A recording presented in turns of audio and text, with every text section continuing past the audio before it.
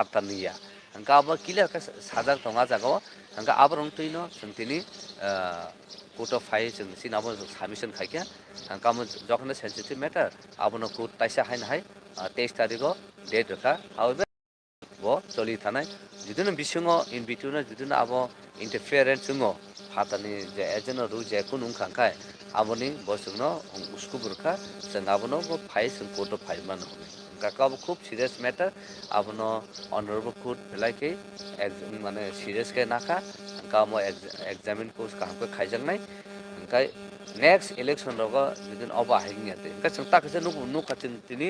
जों जेफुरु जों इलेक्शन को कमिशन जों कपि रना थांफुरु बर अमो अलरेडी बर सोलायै अमनो अलरेडी 52 जे जों जे सानमानि अमनो बर अलरेडी रिरेखा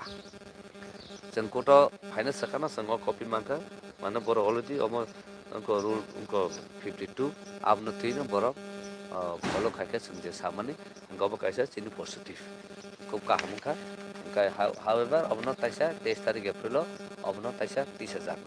ने ताबो उनको आनि उनको तंगताय खरकसा अमिताभ राय बर्मन আজকে আজকে যে হাইকোর্টে এই কেসটা ফাইল করা হয়েছে ত্রিপুরাল্যান্ড স্টেট পার্টি থেকে, সেটার ব্যাপারটা হচ্ছে আপনার গত 7 তারিখ ইলেকশন কমিশনার টিটিএডিসি ইলেকশনের যে কমিশনার উনি একটা অর্ডার পাস করলেন যেটাতে বলা হয়েছে কাউন্টিং এজেন্ট কালকে আপনার 10 তারিখ কাউন্টিং হবে, তো কাউন্টিং এজেন্ট যে কোনো ত্রিপুরার যে কোনো বিধানসভার ক্ষেত্রের ভোটার হতে হলেই চলবে। তো সেটা ত্রিপুরাল্যান্ড পার্টি ত্রিপুরা মথা সেটাকে কিন্তু অবজেকশন দেয়। প্রথমে ইলেকশন কমিশনের কাছে গতকালকেই অর্ডারটা পায় এবং গতকালকেই অবজেকশন দেন এবং এরপর মহামান্য রাজ্যপালের কাছেও একটা ডেপুটেশন দেওয়া হয়, কিন্তু যেহেতু আমরা কোনো রেসপন্স পাই নাই, তো আজকে খুব সকালেই আজকে হাইকোর্টে রিট পিটিশন ফাইল করি আমরা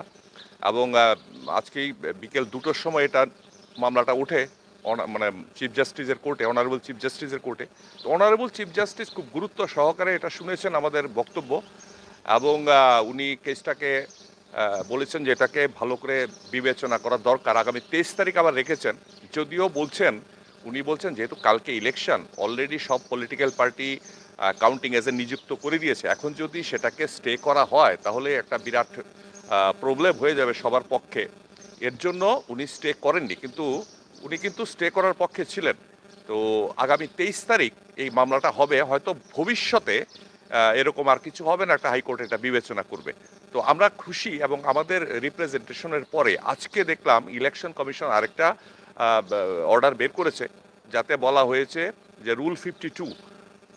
কমপ্লাই করতে হবে। তো আমাদের মোটামুটি দাবি ছিল রুল 52 কমপ্লাই করলে আমরা যা চেয়েছি সেটা আমরা হয়ে যাবে। রুল 52তে এমন কিছু প্রভিশন আছে যে বাইরের কেউ, এই কনস্টিটিউয়েন্সির বাইরের কেউ এখানে কাউন্টিং এজেন্ট বা ইলেকশন এজেন্ট হওয়ার প্রবলেম আছে কিছু, তো কিছুটা আমরা স্যাটিসফাইড, আর বাকিটা মহামান্য আদালত বিচার করবেন। ধন্যবাদ।